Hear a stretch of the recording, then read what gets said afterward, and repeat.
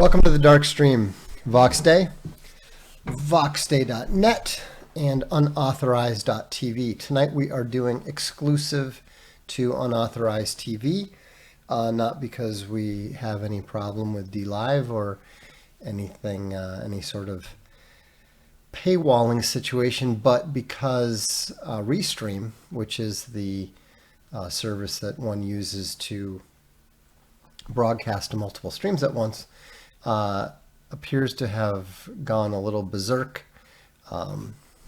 They announced yesterday a new beta program, and so my suspicion is that the whole thing, their beta update just completely screwed up their restreaming capabilities. So if you're watching Owen's stream recently, it was having a lot of problems. There were problems that continued after the stream ended. And so we were pretty certain that it didn't have anything to do with our infrastructure and the fact that this Webfoot says user experience enhanced. It says weird video is behind the audio. That's interesting. Anyhow, there's obviously some madness in the ether tonight, but we just thought we'd give it a whirl. So this is just streaming directly through unauthorized using only our own infrastructure. And you can see the wisdom in having that because, of course, it means that we are not, even when other services are screwing things up, we can still continue. That is anti-fragility. Things screw up, we get stronger.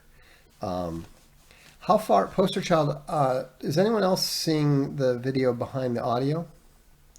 And Poster Child, how long would you say the delay is? Is it, fraction of a second, or is it more noticeable than that? Might just be him. Akabar says it's all good for him. So sync is good, but it had to refresh. Yeah, so if you're seeing some kind of asynchronicity between the audio and the video, try reloading the video. So, but everything seems good so far. I don't think, whatever the issue is, it's pretty clearly not ours. So, yeah, Razor Force and Michael say it's about a half a second. Anyhow, we'll worry about that some other time. Right now, the main thing is that at least the stream is able to function, and so we'll recommend to Owen to just stream on unauthorized until he is able, until Restream gets it fixed. But this is their business. They're pretty good about it, so it wouldn't surprise me at all if it was fixed by tomorrow. We'll see. So what was I planning to talk about tonight? I was planning to talk about something tonight specifically. It says you've already outlasted the biggest chunk that Owen was able to get through tonight. Okay, so we're doing all right. I'm wondering if there's some sort of setting on the delay side. I'm wondering if there's some sort of setting that, because it's a direct stream, is being utilized that would normally not be utilized by going through the Restream system. Anyhow, something for us to look into. Good to know. We'll get it sorted out. If it's too annoying, switch to audio. Should be fine. Anyhow, okay, now I remember. I was going to talk, or what I'd like to talk about is what we had up on the post today, which was the Social Galactic thread from a couple days ago. And it was a guy posting about the breakup of a marriage between his son and his son's wife, based on some of the information that the guy dropped. The wife had committed adultery and had announced that she was leaving the husband. And the husband sounds like a good, solid Delta guy. And what I'm that's what I suspect, based on his initial instinct was, no matter what, I'm going to be there for my kids, right? You get strong Delta vibes from people who are focusing on loyalty, doing the right thing, being seen to do the right thing, not asking for not asking for anything for themselves, putting others first. Generally good traits, generally positive traits. As I've said many times, Deltas are the single most important group of men. They're usually, to a greater or lesser extent, the kind of men that we regard as good men. And they're what keeps the world working. Yes, you do need alpha direction. Yes, you do need Bravo management. Sure, even Sigma brilliance can come in handy from time to time. But all of those things are really fundamentally secondary or tertiary. Because if you don't have the deltas operating, if you don't have the deltas keeping things working, keeping the lights on, keeping the sewers flushing, you don't have civilization. Now, the problem that deltas have is that, and this is a relatively new realization for me. I've always tended to think that the only problem that deltas have is insufficient attraction for women, and the usual problems that stem from women failing to give them the respect that they need. But that's not entirely true. And it really kind of came forward, and the idea or the observation became pretty obvious when I looked at how so many good, normal guys who are, decent individuals, as Dan and Georgia says, they tend to get walked over by their wives.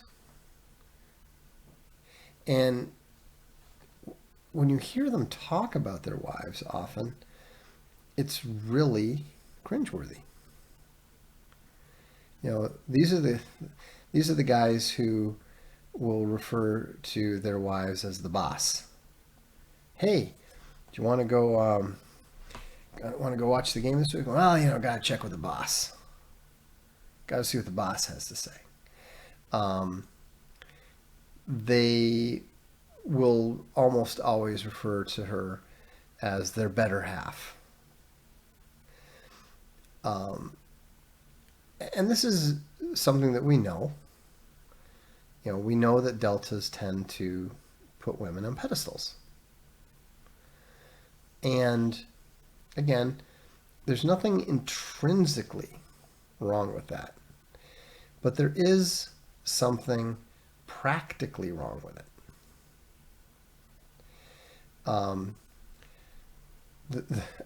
While we're still on the subject of what men call their wives,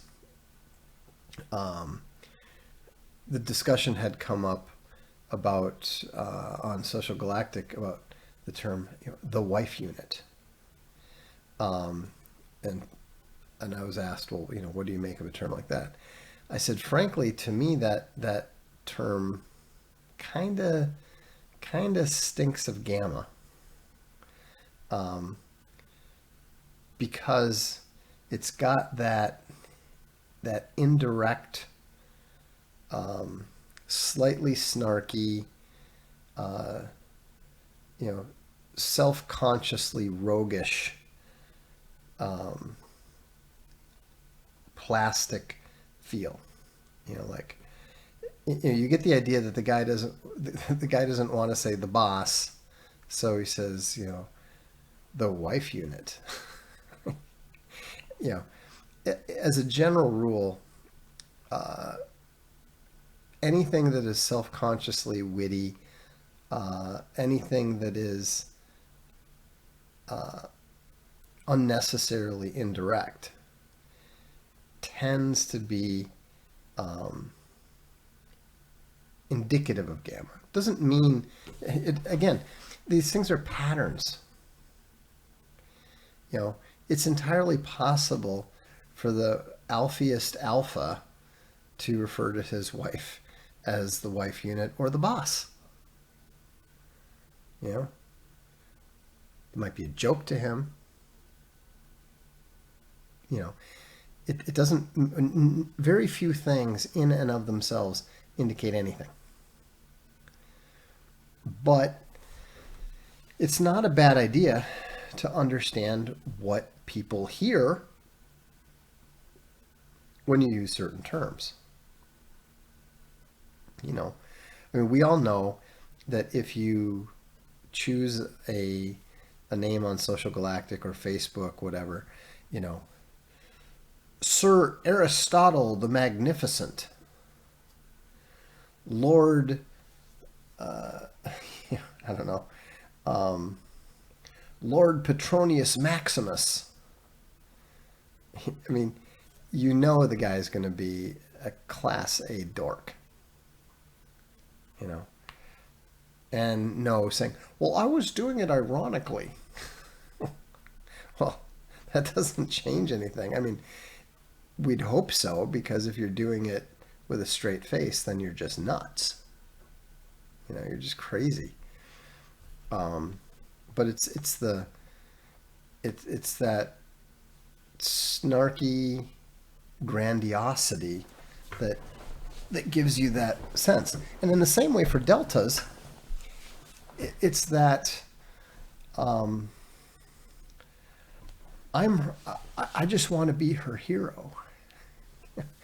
It's that dog-like sincerity, but subservience tends to tell you that you're dealing with a delta.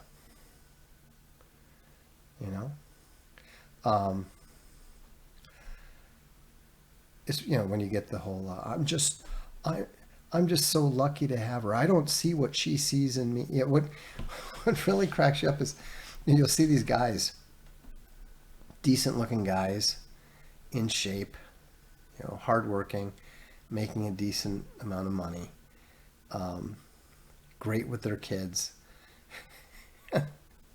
They're married to some woman who's like 20 pounds overweight, not pretty at all, and that sort of thing. And the guy's like, I'm just so lucky. I don't know what she sees in me. You're like, dude, I'm happy that you see her in such a great light. It would be nice if everybody saw, I would love it if everybody saw me with the same positive filter that you clearly have when it comes to your wife. Again, nothing wrong with it. In some ways, it's kind of a blessing, right? On the other hand, it's a real problem when things break down. It's a real problem when the delta tries to fix things by doing more of what he's already doing. You know, if you're already failing harder is not going to fix anything. You have to do things differently. You have to take a different approach. You have to stop behaving in the same predictable manner. And that's where this conversation came in. This guy's talking about what his son was going to do. And his son was, doing the classic Delta thing of, well, he's just going to be there for his kids no matter what, et cetera, et cetera. And I said, I don't think that's the correct tactic here. The wife has already decided to end the marriage. So you're not going to fix it.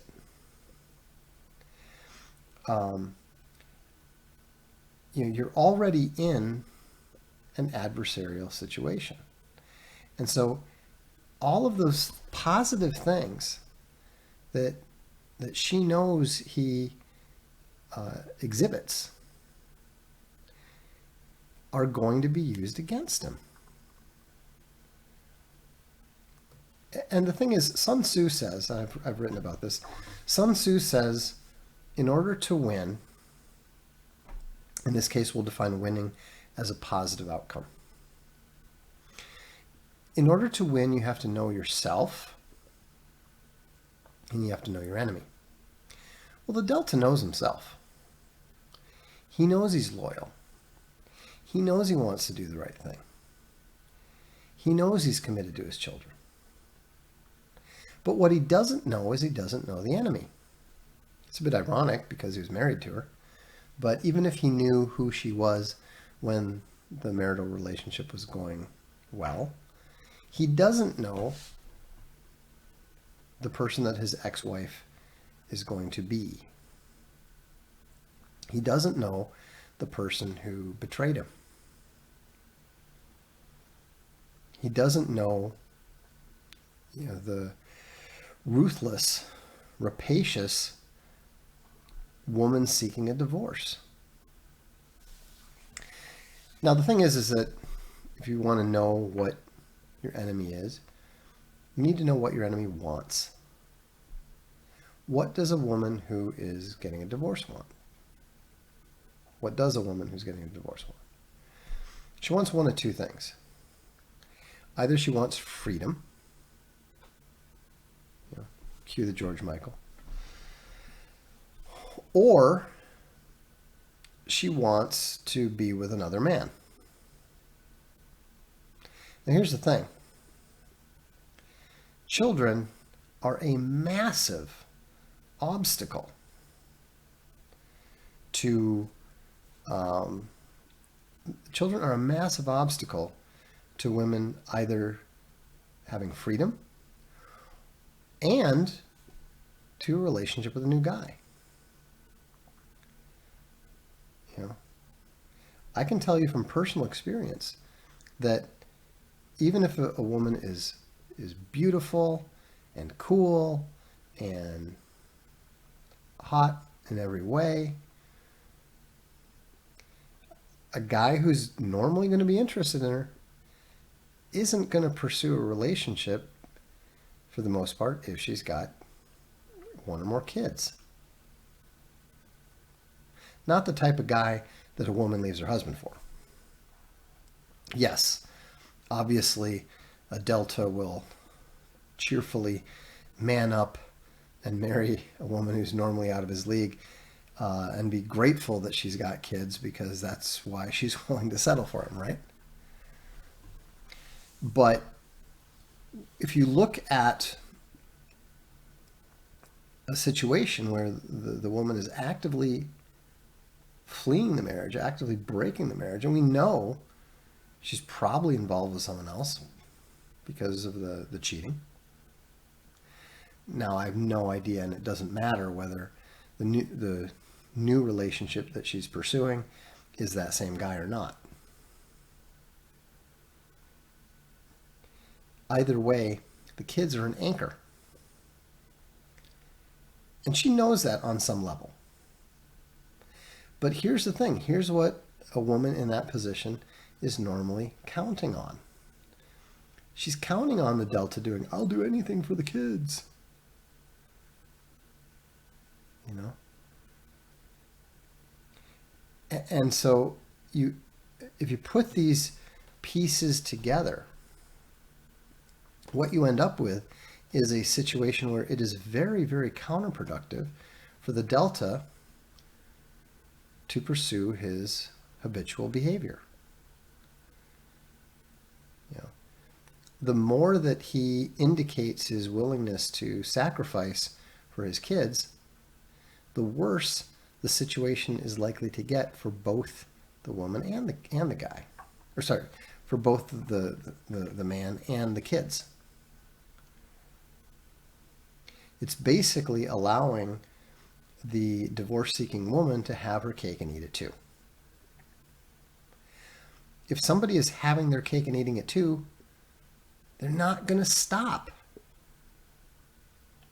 They're going to continue to make the situation worse and worse and worse. And that's when you see men, being denied access to their children, the children used as bargaining chips,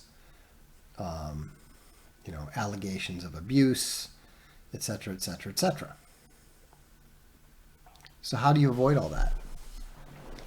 Well, it's very simple, but it's also extremely difficult, and it's brutally hard on the psychology of the father who cares about his children. Because what he has to do is he has to say, I'm out of here. I'm completely gone. You are completely on your own. Yes, he's still going to have to pay child support. You're not going to get out of that. Yes, she's still going to use the child support to provide herself with a lifestyle. Right? But I have known personally men who have used that tactic, and sooner or later they end up with full custody, which is what they want, to be clear. We're not talking about guys who are, eager to go off and just live a new life, guys who don't give a damn about their kids. We're not talking about that. What I'm talking about here is good men whose children are their absolute priority, who want nothing more than to be there in their kids' lives every day, raising them, teaching them, protecting them, providing for them, loving them. That's what we're talking about. And that's why I said it's so brutally difficult. Because this is not the kind of thing that you can bluff. This is not the kind of thing that you can fake. In that situation, this is game theory applied to a divorce custody situation. And anytime you apply pure logic to a human situation, it feels inhuman. It feels wrong and immoral. And yet, you can't trust the feeling.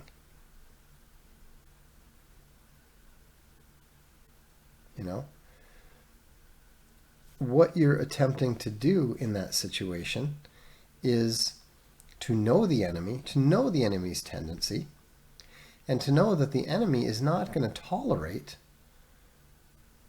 the limitations on the primary objective.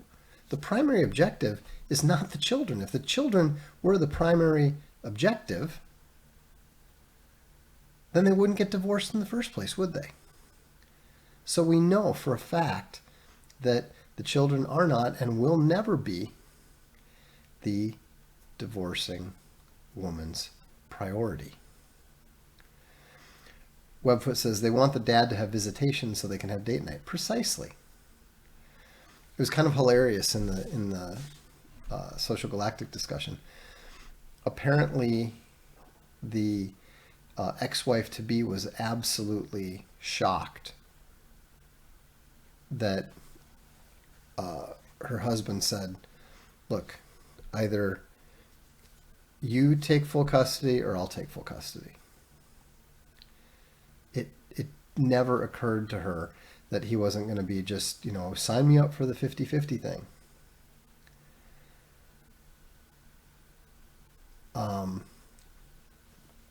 And so, Gray Man, hang on, we'll get to you in a bit, okay? Just hang on.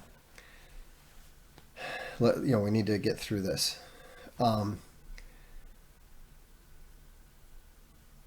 so, apparently this was a complete shock for her, but it gets better. So the fact that she was shocked meant that she never expected it. That's a good thing. Taking your enemy by surprise is always a good thing. It's not a conclusive thing, but it's a good thing.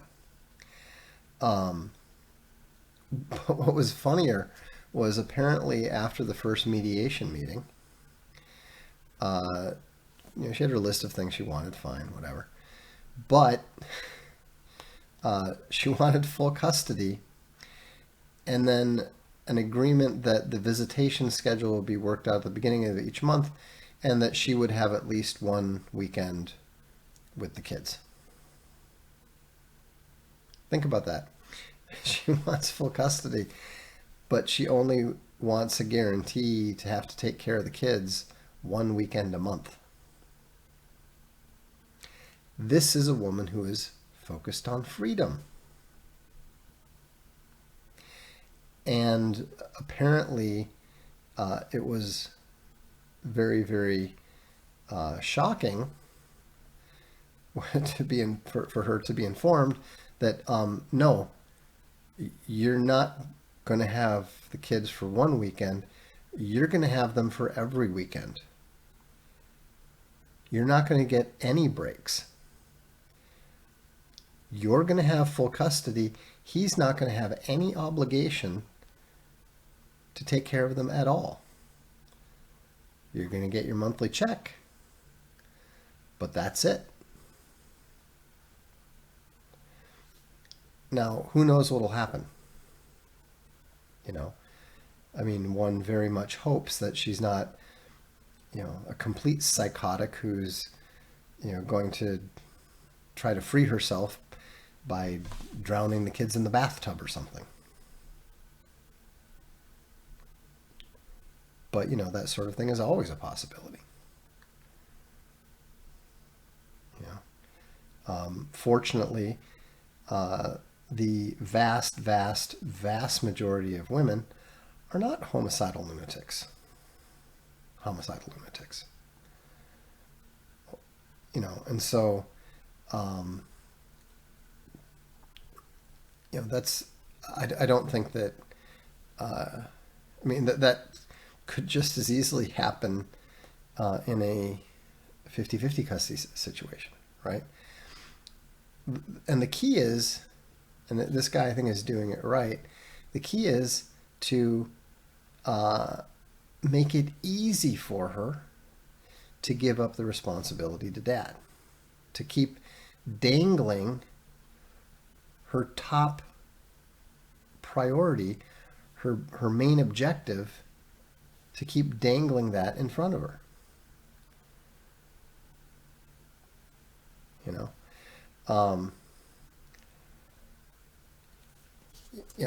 Somebody was posting on Social Galactic today, and they said that they had a friend who did much the same. It was a matter of weeks before the woman cheerfully gave up full custody to the father. Yeah. Think about it. If a woman is so unhappy with the limitations of marriage and motherhood that she's willing to blow everything up, what are what are the chances that she's going to successfully handle a situation where she has even less help than before? Most of these type of fathers are pretty hands-on. Most of them, I mean, think about it. If she was having an affair, she clearly had plenty of time to go out and get into trouble on her own, which meant that she already had that support. And by the way, notice that support, doing the right thing, taking care of the kids, doing the dishes, that doesn't make you attractive to women. I mean, you see all the time that you see all the time. They love that bullshit about how it's so sexy when a guy does dishes. It's like, yeah, sure. Every guy can see through that because literally no guy has ever had his wife,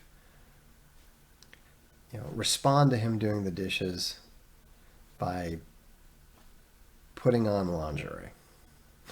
Never happened. Um, and he says, I'll bet she still wants custody to use the kids as leverage to control dad. Well, exactly, and that's exactly what she is losing, because because the father is preemptively destroying that tactic. If she takes full custody and he walks away completely, she has no leverage. And so that's why it has to be all or nothing. Remember, we're not dealing with the mother of the year here. We're not dealing with a woman who prioritizes her children. We already know that's not the case.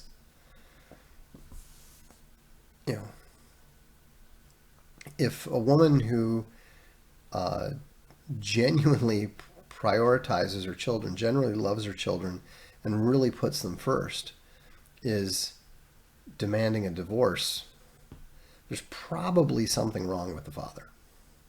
Probably. Not necessarily, but you're probably looking at a very different situation there. Here we're talking about a specific situation, and we're talking about a tactic that is appropriate to that specific situation. It's not a general one. You can't. It's just like a football game. Bill Belichick and his advisor, who I think is no longer helping him, which may be part of New England's problem, they don't have one magic game plan that they use for all 17 games. They create a new game plan for each new opponent, each new oppositional lineup, opposing roster. So just think of this as a game plan for a specific circumstance. We have a super chat here, very healthy one from James E. Thank you, James. What made Andrew Jackson great? That's a very, very easy question. And what made Andrew Jackson great is that he took on and broke the Bank of the United States. That would be the equivalent of Donald Trump shutting down the Federal Reserve, which, as you will note, he did not do. The bank and the monetary system that was created initially, was going to be created by the Bank of the United States. Jackson understood the danger of it, and he broke it up. He said basically, either I will destroy them or they will destroy me. And he took it on and he took it down, and that's probably one of the reasons that the United States prospered as long as it did. If the Federal Reserve had got its start during Andrew Jackson's reign, instead of in 1913 under Woodrow Wilson, the United States would have already collapsed. So, he bought the United States, several decades longer than it would have otherwise had. And we haven't had any president that has been willing or able to do that ever since. Now, some would argue Lincoln was going to. He was going to go back to the greenback, and that's why he was assassinated. Maybe that's true. I don't know. That's at least credible. I don't think it's credible to say that's what happened that's why JFK was assassinated. I don't believe that for a second. Where Mock Bear said about 100 years. Okay, so, people don't realize that the United States is very, very old for a specific political structure. You could argue that, well, it's not the same political structure because X, Y, and Z. But let's say, for the sake of argument, that it is. It's an old, old country. And part of it, why, is that Jackson granted the USA an extra 100 years because he didn't allow the financial, for lack of a better term, parasites to drain all of the profits out of the economy. The nature of credit is such that the financial institutions, the financial sector, needs to continually drain more and more and more. That's why there used to be debt jubilees every 50 years or every 75 years, depending on the society. Ironworker Bear said, how do we return to the republic our founders intended? We don't. It's dead. It's like saying, how do we return to the Roman Republic? We don't. It's start over time. But Big Bear sends a super chat. Thank you. Been loving S. Kings on writing. Have you ever considered doing any dark streams on your writing process? No. I do enjoy reading what others write about writing. It's fascinating. Murakami is fascinating to read, whether he's writing about running, whether he's writing about t-shirts. I recently finished, it's a pretty short book, but it's literally a short book that is a series of essays that Murakami wrote about his favorite t-shirts. And it's interesting because he always makes things interesting. And his book on writing, which was published a few years ago, I just read that maybe 4 months ago. It's fantastic. I should probably take a look at Stephen King's book, even though I think that I don't read his books, and I think he's a twisted, sick pedo. And I strongly suspect that if they ever do dig up his garden, people will be very disappointed by what is found there. But the one thing the guy does do is churn out a lot of text. So, clearly he's onto something in that way. Craggy says, even Murakami's reportage about the sarin gas attack was enthralling. Well, it was, and it was particularly interesting if you read it after reading 1Q84. Because you could see that he had the level of detail. And this gets back to what we were talking about in the stream about nothing working versus excellence. The level of detail that he went into in his research was so deep. He wanted to learn about a cult. How did the cult work? How did they manage to set things up and avoid the government? And what effects did that have on the psychology of the people involved and the kids born into it?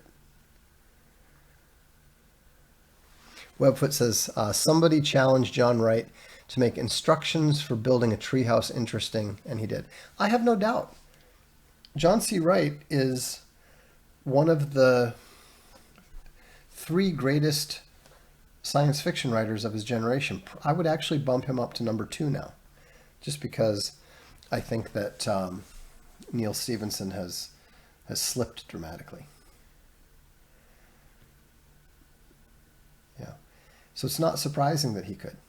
I'm not at that level. John C. Wright's a much better writer than I am. I'd like to think I'm better than Stephen King, but you know, you got to know where you are. Yeah, and it's totally possible. Tor said, I recall someone saying Stephen King's book on writing was good, even if you don't like his novels. Sure, because if nothing else, the guy did manage to produce novels. He did manage to get something written. Any more sci-fi and fantasy recommendations? Well, I just picked up the new Charles Stross, Season of Skulls, which is almost certainly not a tribute to my Sea of Skulls. In fact, I guarantee that it isn't. He knows me, and he's not one of my biggest fans. But his laundry books are pretty good. It's kind of combination James Bond with a dash of Douglas Adams talking about bureaucracy and Lovecraft. It's good stuff. You know, I like it anyhow. Can be pretty dark, but good stuff. Michael Moorcock has remarked in interviews on how much slower his production is without cocaine.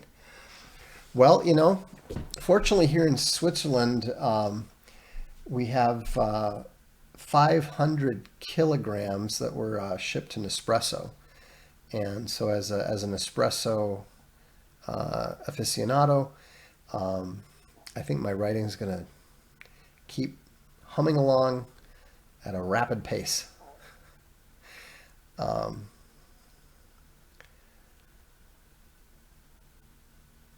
Yeah, so anyhow, it's have you read any Harry Turtledove? I loved The Misplaced Legion when I was in high school. It was a little bit dark, a little bit scary in places, but I loved it, and I was so incredibly disappointed when I found out that he didn't make anything of it up.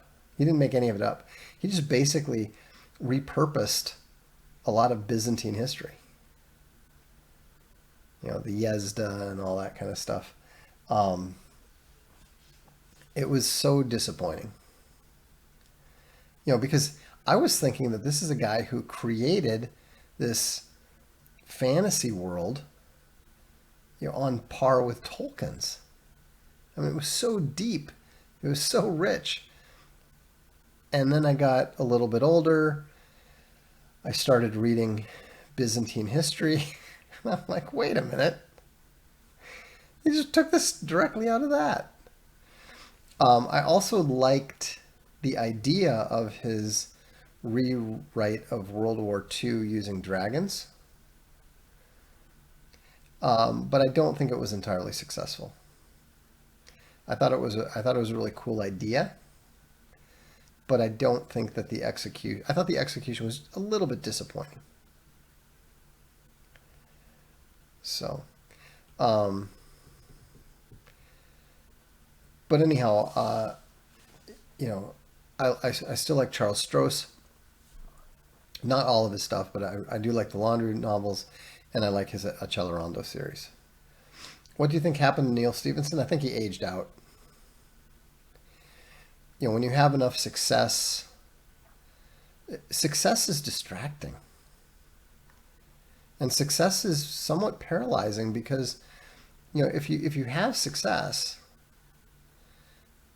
there's this desire, this need to top it. And that's not a positive development. I mean, one of the reasons it was hard for me to finish A Sea of Skulls was because I wanted everything to be as good or better than a Throne of Bones. You know, I wanted to make sure. And so you're sitting around just kind of waiting for a sufficient inspiration to strike, and it just doesn't.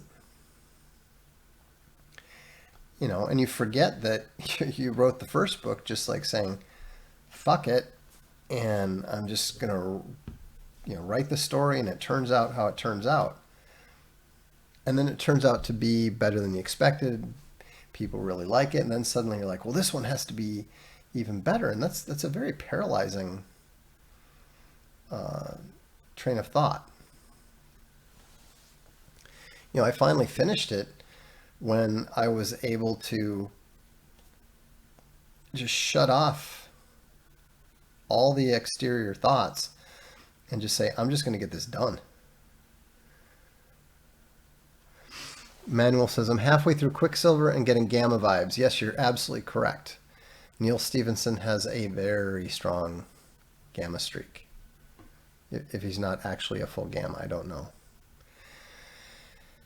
Well, Gammas don't handle success well because,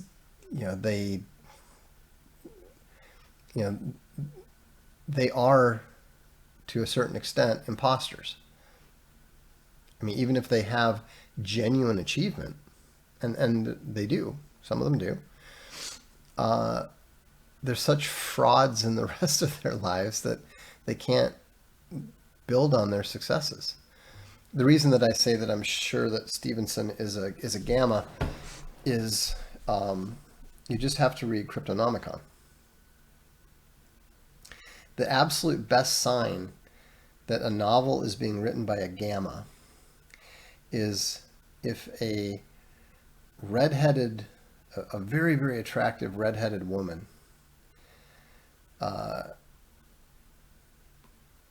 inexplicably and out of nowhere climbs into the bed of the protagonist and thus kicks off a perfect relationship where she never leaves and their love is forever. You're dealing with a Gamma.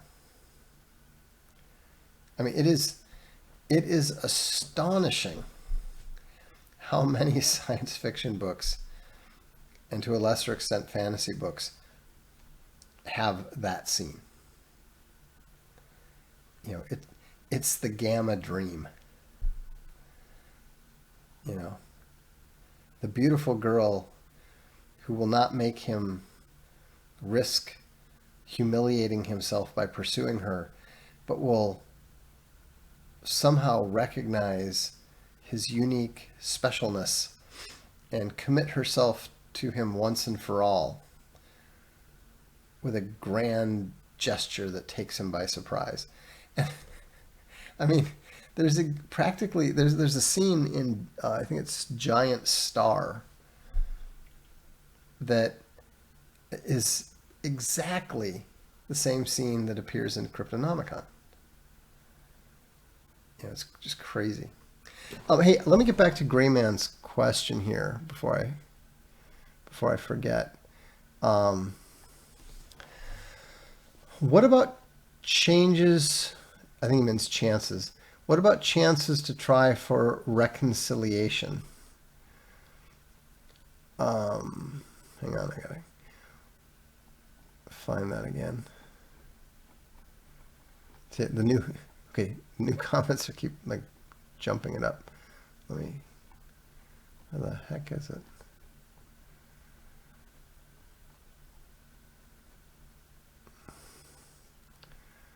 Okay, here we go. I just found it. Let me copy it so that I don't lose it again.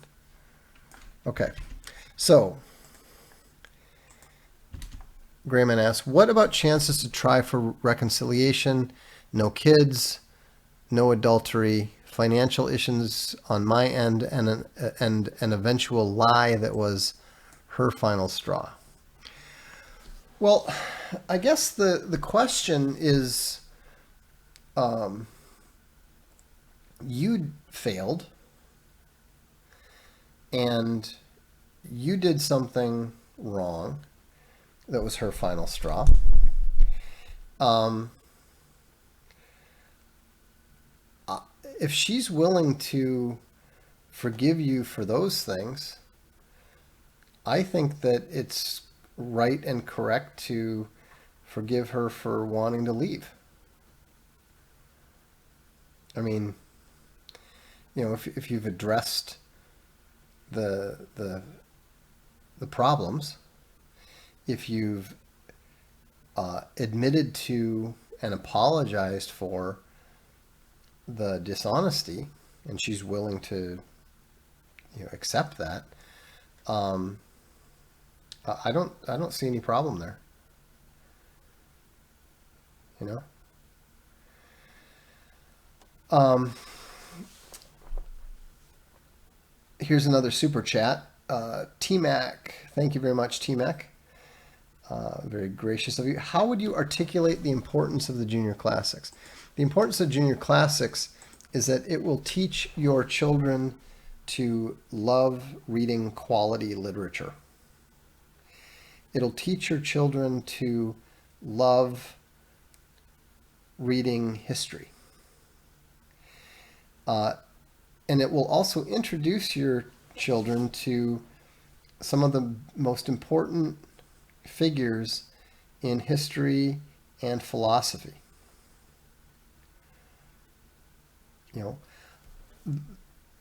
I would say that the entire basis for my intellectual foundation was a combination of the junior classics and a series of books that are kind of similar to the junior classics.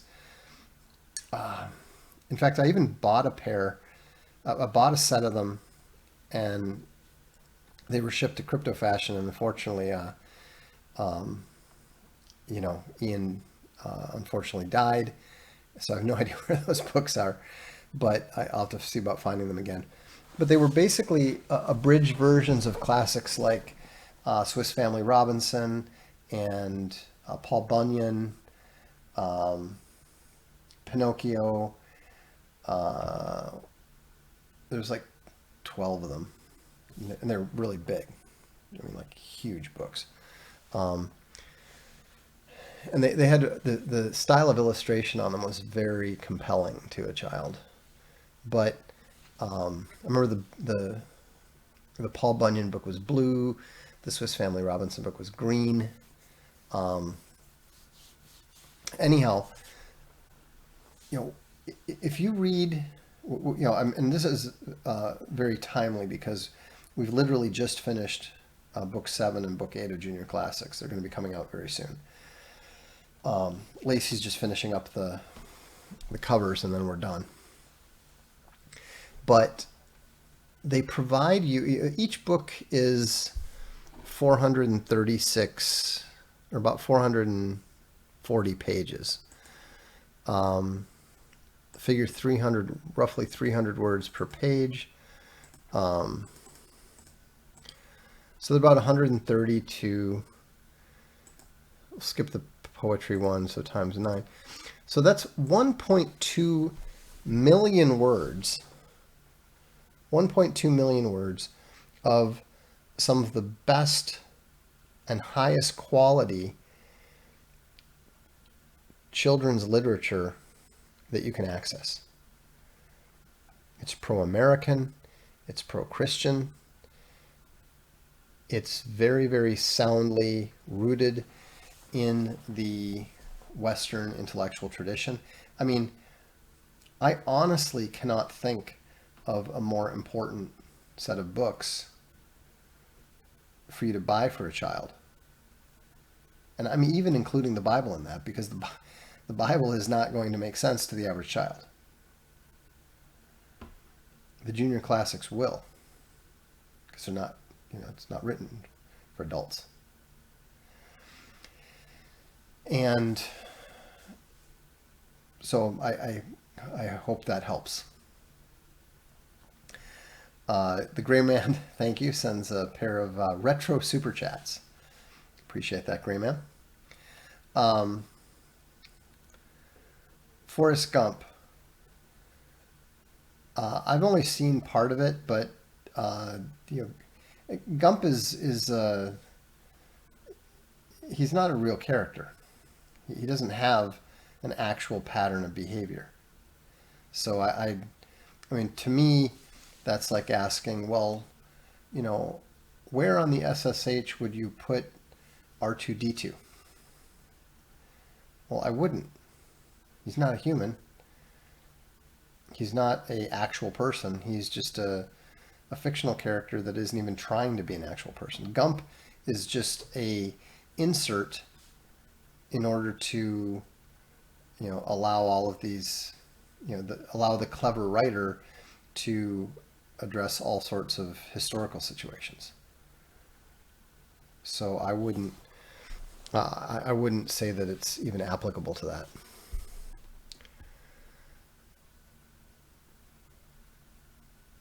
Austin asks, are those scenes from Gamma writers or for Gamma readers?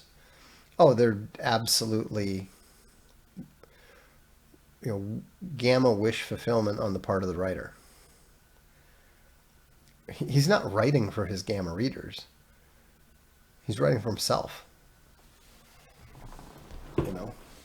Now, Gamma readers obviously like that. I mean, Patrick Rothfuss has got to be the most, you know, the King Gamma of all King Gammas. Um, you know, the secretest of the secret kings, and probably involuntarily celibate. Yes, because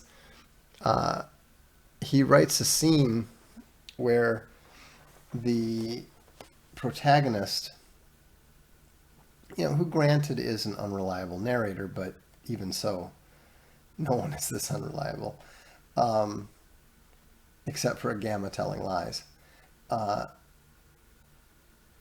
and his first sexual involvement is with this, you know, much older. It might even be like a really old elf, but who looks young and hot or something. Anyhow, and he's the best she's ever had. All this sort of thing. You're kind of like, wow, this is somebody writing in complete ignorance of the subject. You know, it actually reminded me of a book that some young friends of mine had written, and they had this long and painful scene about the character drinking beer and getting drunk. And it was pretty obvious that neither of the authors had ever been drunk, you know. And it was written with the idea that it was a funny scene and that sort of thing. But, you know, it was, well, it was not the scene that I would have chosen for the public reading, to put it mildly. But let's just say I don't think Rothfuss is writing about what he knows. And they say it's good for writers to write about what they know.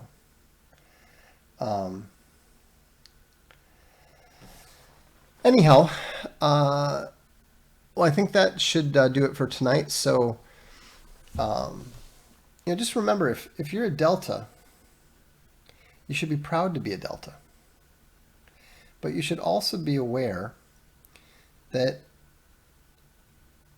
your patterns of behavior will make you vulnerable to certain types of predators, male and female, who understand your patterns of behavior. So maybe be a little bit more careful about who you give your loyalty to. Maybe be a little bit more cautious, you know, and think a little bit more deeply about what doing the right thing actually means, and maybe focus more on actually doing the right thing in a given situation than being concerned about people seeing you to be doing the right thing. I'm Vox Day, and this is the Darkstream.